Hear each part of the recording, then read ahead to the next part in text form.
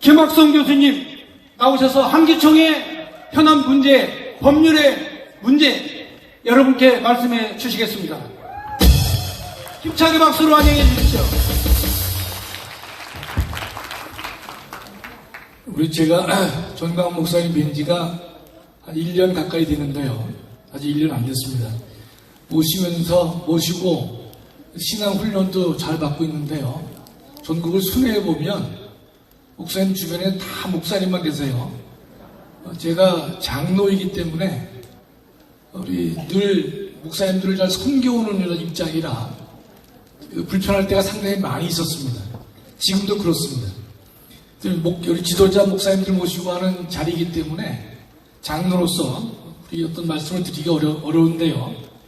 오늘은 제가 한기총, 한교총, 한교연 이런 등등의 문제가 있었고 우리 전광훈 목사님이 한기총 대표회장에서 중도에 그만두시게 됐었어요. 그래서 제가 이 문제점들을 법적으로 한번 체크를 해보려고 제가 나섰습니다. 우리가 여러분 한기총 홈페이지를 한번 들어가 보겠습니다. 홈페이지 한번 들어가 보실까요? 한기총의 현재 실태가 어떤지 좀 한번 보겠습니다. 지금 한기총의 임시대표회장은 일개 변호사가 맡고 있습니다. 참 통탄을 알 수가 없는데요. 일개 변호사가 한기총 임시대표회장을 맡고 있다. 도저히 용납할 수 없는 일인데 쭉 내려가 보세요. 내려가 보시면 거기죠. 한기총 소개가 있을 거예요. 그렇죠? 거기에 인사의 말씀을 한번 클릭해 주세요. 여기 보면 인사의 말씀인데 말씀 준비지우라고 되어 있죠. 홈페이지가 아직 정리가 안 된 상태입니다. 두 번째 내려가 보면 연역을 좀 해주세요. 연역. 쭉 내주시면 역대 한기총 회장님들이 거기에 등장하고 있는데 제일 마지막에 보면 20대, 21대, 22대는 이용훈 목사라고 되어 있어요. 그랬는데 이후에 2018년부터 지금까지는 한기총 회장의 이름이 없습니다.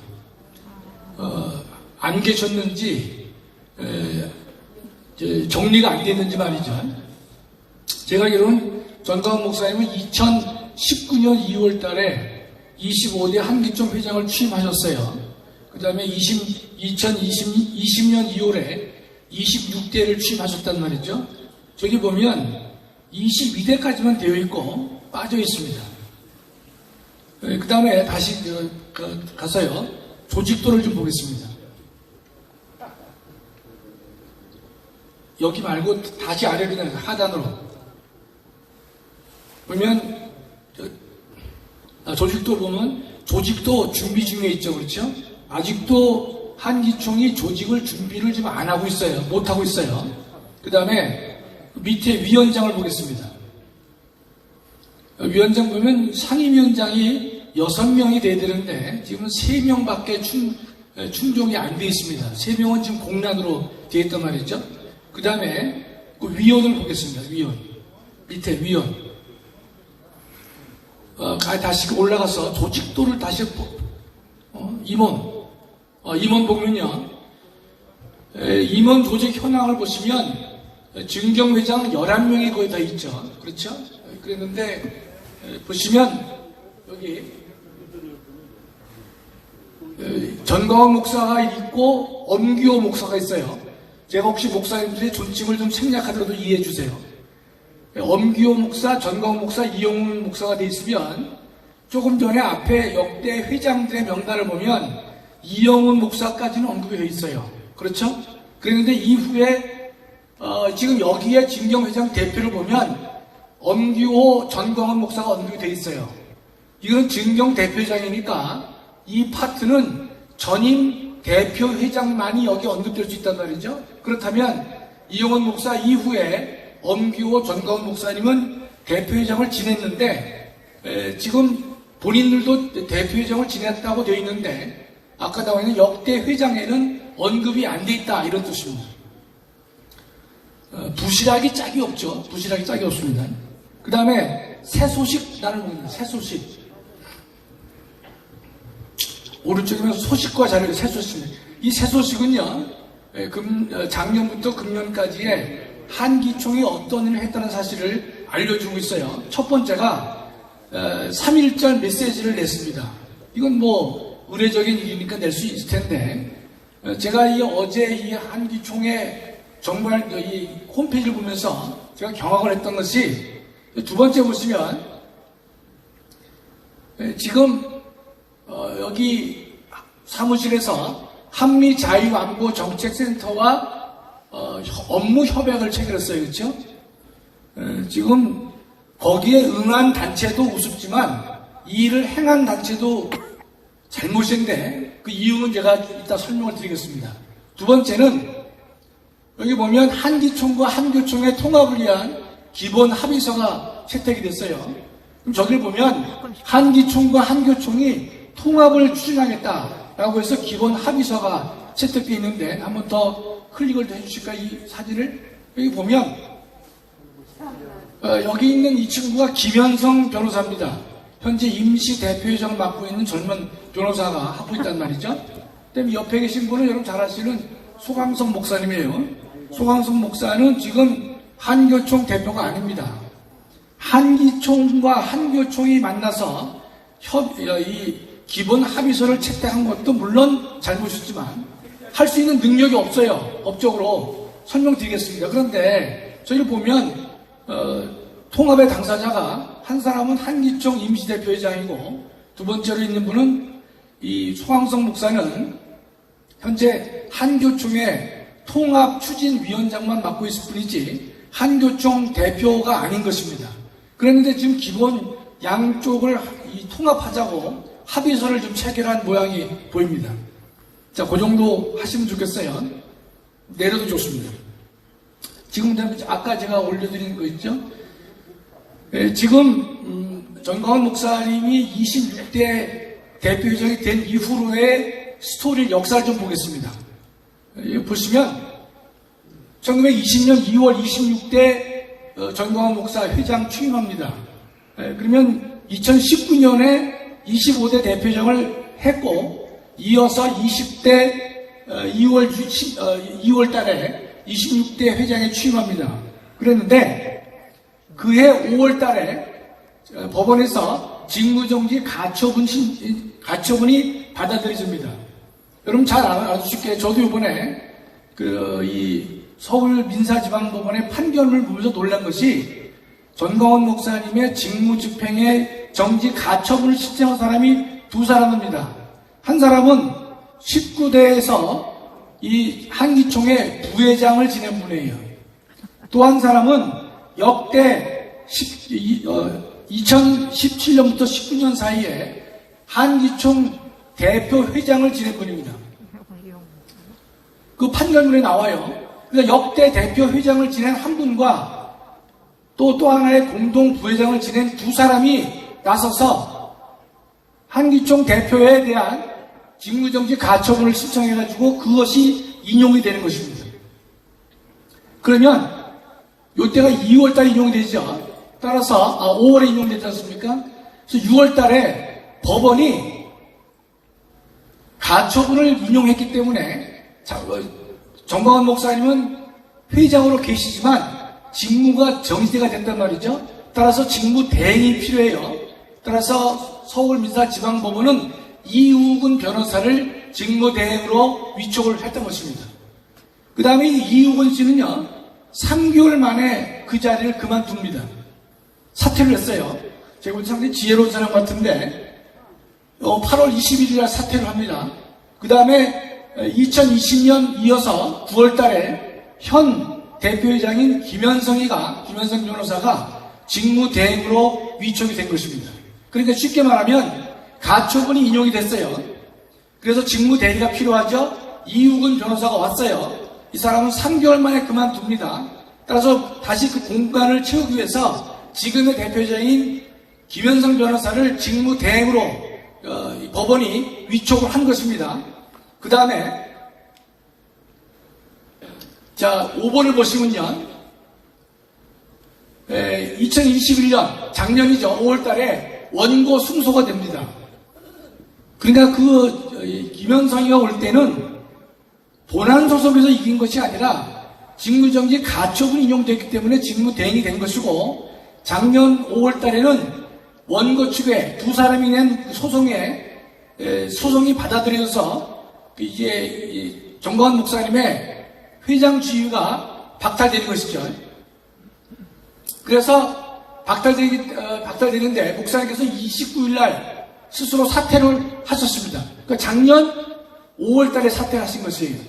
하다 보니까 바로 이어서 6월 달에는요, 6월 23일에는 법원이 한기총 임시 대표 회장을 법원이 위촉을 했던 것입니다. 그러니까 그 전까지는 목사님은 회장님으로 계셨고, 그 다음에 직무가 정지되기 때문에 직무 대행만을 법원이 인정했는데, 승소를 했기 때문에 회장 자리가 공속이 됐단 말이죠. 자, 그렇다면 회장 자리가 공속이 되면 어떻게 해야 됐습니까? 어떻게 해야 옳겠습니까? 그것은 한기총 정권에 따라서 회장이 없으니까 후임 회장을 선출하는 총회를 열고 그 다음에 후임을 선출하는 것이 원칙입니다. 지극히 상식적인 일이죠. 그렇죠? 회장이 공석이니까 그럼 누가 총회를 소집할 것이냐? 그는 보통 제가 정관을 다 보지는 못했습니다만 여기 한기총에 보면 홈페이지에 정관이 다 나와 있지 않아요. 그러나 통상 보면 회장이 공석일 때는요, 가장 구성원의 연장자가 임시 사회를 보기 때문에 소집할 수가 있습니다. 그럼 총회를 소집한 다음에 총회의 대표를 뽑아야 오는 것이에요. 그랬는데 이 두 양반이 부회장을 지내고 역대 대표회장을 지낸 그 두 양반이 전체의 임원들의 의사도 묻지 않고 단독적으로 몰래 법원에다가 임시대표를 선출해달라고 소송을 낸 것입니다. 이 자체가 잘못된 것이죠. 또 하나는 다 목사님들일 텐데 이 교회에 이런 문제가 생기면 스스로 문제를 해결되는데도 불구하고 법의 원칙에도 어긋남에도 불구하고 이런 사건들을 법원에 가져가서 부당하게 임시대표 회장을 선출하게 만들었던 것입니다. 그래서 우리가 그 판결문을 보면요, 임시대표 회장으로서 누가 적격하겠느냐? 김현성 변호사가 직무대행을 8개월 했거든요. 8개월 했기 때문에 이어서 임시대표 회장을 하는 것이 좋겠다. 이 판결문에 나옵니다. 두 번째는 봉급을 주는데 부가가치세 포함해서 월 440만 원을 지급하라고 되어 있습니다. 그 돈은 한기총에서 지급하라고 되어 있단 말이죠. 그 다음에 법원은요, 이 결정문에서 조속한 시일 내에 임시총회를 하라라는 말은 없지만 법원은 임시총회를 임시총회를 개최해서 사람을 선출하도록 하는 내용이 거기에 암시가 되어 있습니다.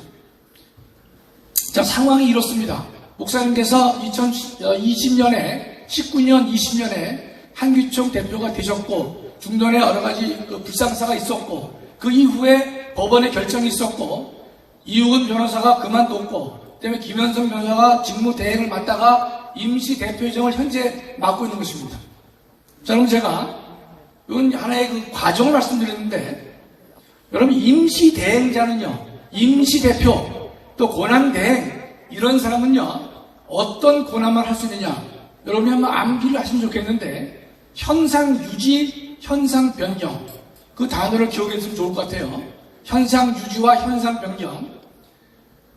법적으로 보면요, 임시 대리나 직무 대행을 맡은 사람은요, 현상을 변경하는 일을 해서는 안 되는 것입니다. 현상 유지에 그쳐야 되는 것이에요. 이해가 되시죠? 임시 대표 회장의 가장 중요한 임무는 뭐겠습니까?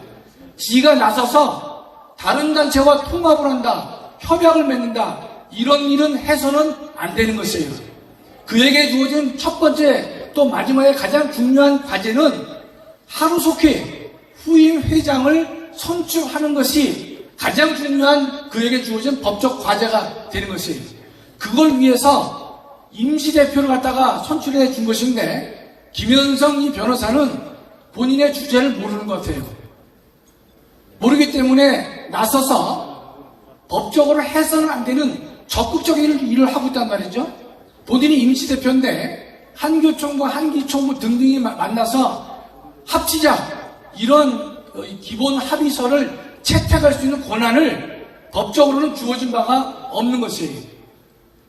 따라서 지금 이 김현성 변호사는요, 어떤 일만 하면 되는가 하면요, 현상 유지에 속하는 것. 예컨대 한규총 신문을 발행한다, 직원들의 봉급을 준다, 그 다음에 3.1절 메시지를 낸다, 이 정도는 할 수 있습니다.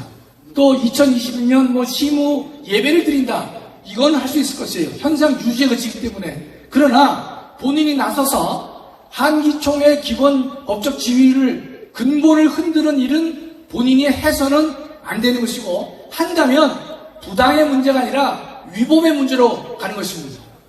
그렇기 때문에 여러분이 이걸 정확하게 알았으면 좋겠다, 이런 뜻입니다. 자, 결론을 좀 맺겠습니다. 김현성 변호사에게 제가 한마디 한다면 바로 자진 사퇴를 하십시오. 두 번째로는 그냥 사퇴를 하면 공석이 생길 수 있으니까 법원이 명한 대로 본인은요, 하루속히 총회 소집을 요구해야 됩니다. 소집을 요구하고 후임자를 뽑고 본인은 바로 사퇴를 해야 되는 것입니다. 그게 기본 정신에 맞는 것이고 법원 결정에 맞는 것이에요. 본인이 알량한 440만 원씩 받으면서 주변에서 어떤 대접을 해주는지 모르겠지만은 거기에 빠져 있으면요, 대한민국 교회와 목사님들을 욕배는 일이에요.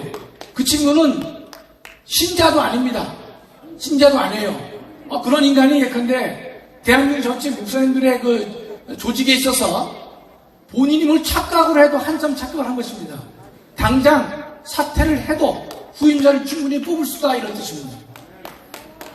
우리가 형법상 배임죄가 있는데요, 타인의 사물을 처리하면서 임무를 저버리고 불법 행위를 하면 배임죄가 성립되는데 반드시 김현성은 배임죄 성립은 안 됩니다. 반드시. 왜냐하면 그걸 통해서 이득을 얻어야 돼요. 이득을.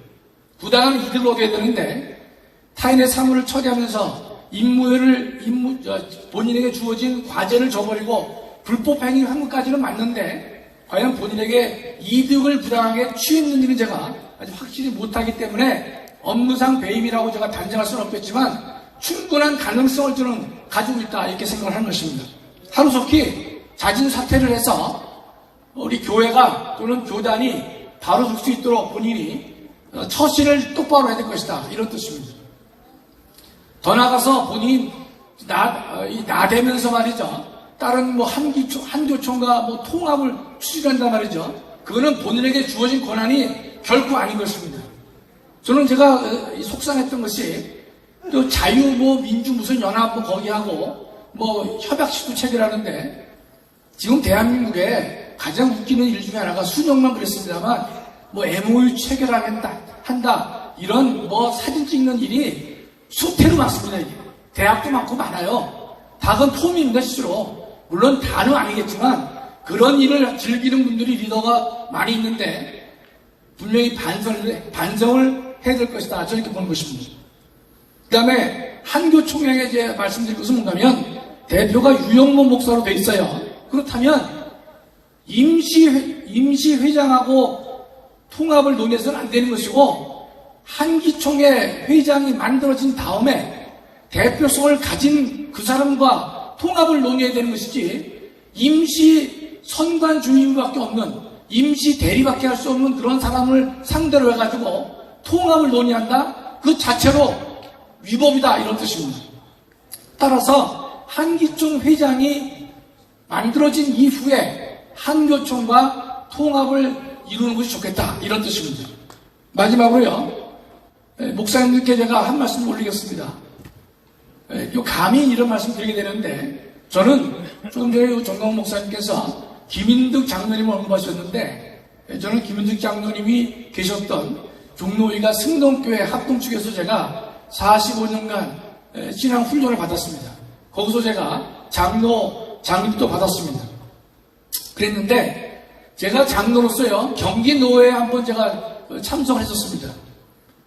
전 경기노회에서 목사님과 장로님들이 싸우는 모습을 보면서 다시는 안 갔습니다. 제가 다시는 안 갔습니다, 제가. 그러나 그 얘기는 제가 장로로서 남한테 공개할 수 없어서 말을 안 했습니다만, 제 마음속에는요, 목사님이나 장로님에 대해서 존경심이 많지가 않습니다. 그거 분명히 여러분 아셔야 되는 것이에요. 왜 존경심이 부족하냐? 목사님들이 자리 욕심이 많아요, 자리 욕심이. 명예 욕심이 많은 것이에요. 안목에 정욕에 목사님들이 휘둘려 있는 분이 적지 않다 이런 뜻입니다. 그렇기 때문에 대한민국 이 교단은 340개가 된다는 것이에요. 천주교는 하나밖에 없는데 정말 우리가 이게 가슴을 치고 반성할 일이 아닐 수가 없습니다. 제가 우리 목사님을 상대로 제가 뭐 훈계 이런 건 제가 할 수 있는 입장이 못 되기 때문에 자제하는 것이지만 하나 말씀드리면 우리 목사님들 자리에 연연하지 마세요. 자리 탐하지 마세요. 하나님 앞에 섰을 때 몇 대 한기초 회장했다고 하나님이 너 잘했다 그러실 거라고 저는 생각하지 않습니다. 또 중요한 것은 한국교회가 하나님 보시기에 충성된 모습을 보이는 것이 그게 본질이자 핵심인 것이지 무슨 교단에 뭐 한다 제가 볼 때는요 정말 하찮은 일에 목사님들이 거기에 유혹을 많이 받지 않는가 저는 그런 생각을 해봅니다. 따라서 마지막으로요 340개의 교단이 존재하고 있는데 저는 이런 질문을 해보고 싶어요. 그런 교단 왜 존재하는지 말이죠. 교단의 회장이다 부회장이다 이런 거 맡으신 분이 계시면 정말 내가 그 자리에 무엇을 위해서 그 자리를 내가 맡고 있고 맡으려 하는지 말이죠. 본인들의 정체성을 반드시 자문해야 될 것이다. 그 자문을 하고 거기서 답을 얻은 후에 그런 일들을 행할 때 많은 그 교인들에게도 은혜가 될 것이고 하나님 보시기에도 합당한 것이다. 이런 평가를 전 받을 것이라 믿습니다. 따라서 여러분들 예컨대 우리가 교단에 이런 340개 교단이 갈라져 있는데 불가피하게 큰 영역으로 나눠지는 것들이 있겠지만 그러나 자리를 탐하기 때문에 자리에 연연해서 그런 일을 추구한다면 제가 볼 때는 하나님 앞에 회개해야 된다고 저는 생각하고 있습니다. 제가 좀 너무 오늘 앞서 나갔지만 여러분 지나친 게 있으면 용서해 주시고요. 그러나 옳은 말이 있다면 우리가 함께 우리 자신을 돌아봐야 될 것이다. 저는 이렇게 생각합니다. 감사합니다.